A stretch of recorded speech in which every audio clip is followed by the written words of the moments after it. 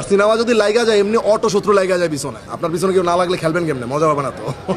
জমায় দিতে হবে, কারণ ভালো জিনিস তো আসলে আটকে রাখতে পারবেন না আপনি। রাক্ষস হচ্ছে এমন একটা সিনেমা যেটা হচ্ছে সব থেকে কম সংখ্যক সিনেমা হল মানে শোজ পাইছে, মানে ডে ওয়ানে 14টা পাইছে, এরপরে গতকালকে 21টা গেছে, আজকে আরও বাড়ছে। যদি সিনেমার 3 নম্বর দিনে শোজ বাড়তে থাকে তাহলে বুঝতে হবে সিনেমা লাইগা গেছে।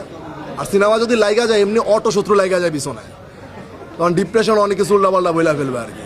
চলতে থাকুক রাক্ষস, আশা করি কম সংখ্যক শো দিয়া শুরু করছি, সবচেয়ে বেশি সংখ্যক শো নিয়ে বের হবো ইনশাল্লাহ।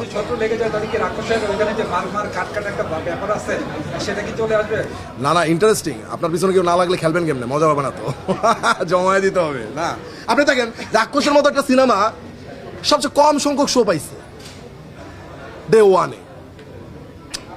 গত ঈদে আমার কাছে মনে হয় বরবাদ হাইয়েস্ট বিজনেস করছে আমার ফিল্ম, রিয়েল এনার্জির ফিল্ম। তো ওই জায়গা থেকে এই টিমেরই আর একটা সিনেমা আসছে ডে ওয়ানে সব থেকে কম শো দিচ্ছে। সো ওইটাই আর কি, কারণ ভালো জিনিস তো আসলে আটকে রাখতে পারবেন না আপনি। মানুষ দেখবে, এরপরে দিনে 21টা হয়ে গেল, আজকে আরো বেশি হয়ে গেল, ওই আর কি। আপনার রাক্ষসের আসলে ডিমান্ডটা কেমন দেখছেন?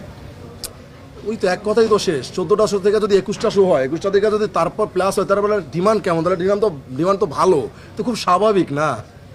সামনে কি আরো শো বাড়ার সম্ভাবনা আছে?